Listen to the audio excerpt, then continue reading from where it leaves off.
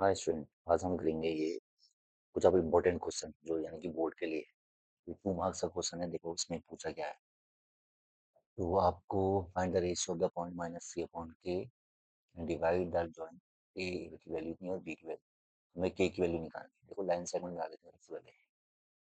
Line segment A और B, यानी कि ए की वैल्यू कितनी है -5 कॉमा -4 और बी की वैल्यू है -2 कॉमा 3।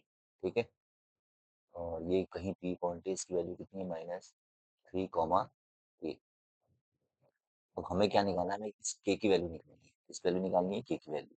ठीक, तो हमें रेशियो पता नहीं है कि के रेशियो के बटा है इसका रेशियो, तो हम इसको क्या मान लेते हैं, के तो इसका नाम लग गया, तो हम मान लेते हैं एन रेशियो 1। कि के रेशियो 1 मानते हैं तो इसका नाम हमने क्या मान लिया, एन रेशियो 1 मान लिया। ठीक है भाई साहब, अब आपको सेक्शन फॉर्मूला याद होना चाहिए। सेक्शन फॉर्मूला पता था ना एक्स के लिए, लिख देता हूँ। X equal to m x two plus n x one upon m plus n. अब एक्स की वैल्यू कितनी है भाई, -3 इक्वल टू एम कितना है भाई, एन, एन इंटू टू कितना है भाई, -2 प्लस एन कितना है, एन है 1, ये लिखा ना ये एम, ये कौन है, एन, एम रेशियो एन। ठीक है, तो इंटू x1 की वैल्यू कितनी है, -5 upon m plus n. M कितना है भाई, एन, और एन कितना है 1। ठीक हो गया ना। अब ये यहाँ जाके क्या हो जाएगा, क्रॉस मल्टीप्लाई, यानी कि -3 को एन से करोगे तो कितना हो जाएगा, -3n, माइनस वन जा माइनस। ठीक है, इसको करोगे तो कितना आएगा, -2n प्लस माइनस माइनस यानी कि -5।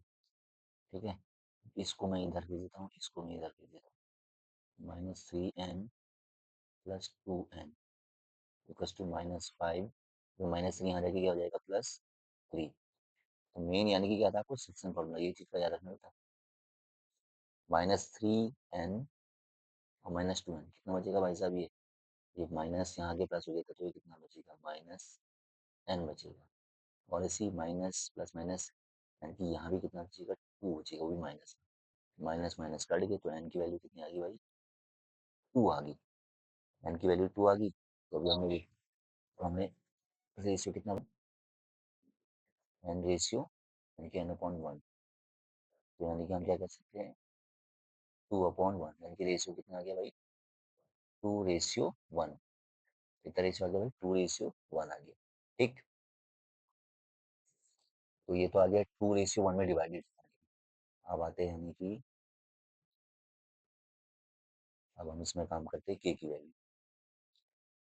के की वैल्यू यानी कि क्या है, ये एक्स कोऑर्डिनेट है, ये वाई कोऑर्डिनेट है। के की वैल्यू निकाल लो, क्योंकि ये क्या है एक्स और ये क्या है वाई। अब के की वैल्यू निकाल लो। ठीक है, वही के की वैल्यू में भी क्या लगेगा, n(x2). ठीक है, सेम यही लगेगा, आ गया फॉर्मूला, जैसे इसका लगा वैसे उसका भी लगेगा। ठीक है, ny2 प्लस ny1।